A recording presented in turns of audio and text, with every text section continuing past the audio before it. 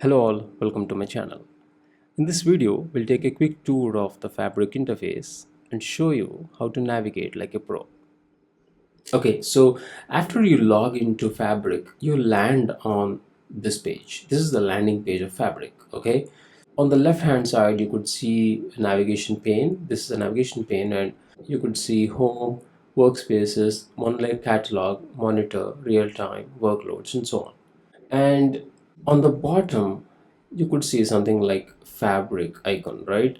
So here what we could do is we could switch between fabric and Power BI. This is a very useful shortcut to switch between Power BI and fabric. Okay, now whatever you want to do inside fabric, whether you want to create a lake house or a warehouse or a Spark notebook or an environment or an event stream, whatever you want to do, you can do it only inside a workspace.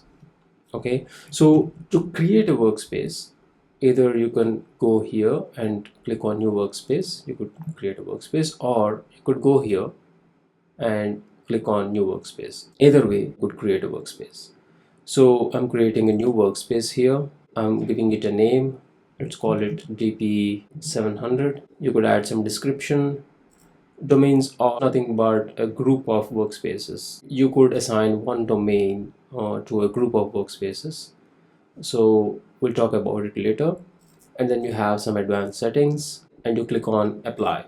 So now this is the page for a workspace. This is the workspace icon, and whenever you're working on something, you could see a small shortcut here so that you could navigate between the open tabs. Now inside a workspace, you click on new item and you could see a lot of options for you to create. So you could create a pipeline from here, you could create a data warehouse, Azure Data Factory, data flow, Gen 2, event stream, notebook, Spark notebook, environment, everything you could create from here. And then you could create new folders here inside this workspace.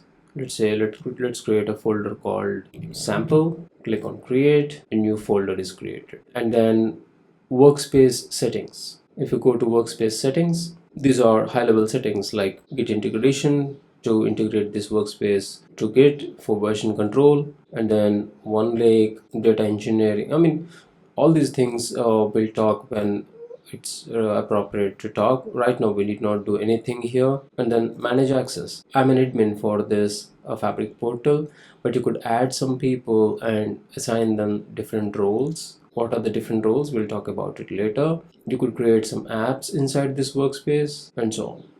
So this is a quick tour of the Fabric interface. In the next video, we'll create a lake house inside this workspace and then work with some data. That's all for this video. Thank you for watching.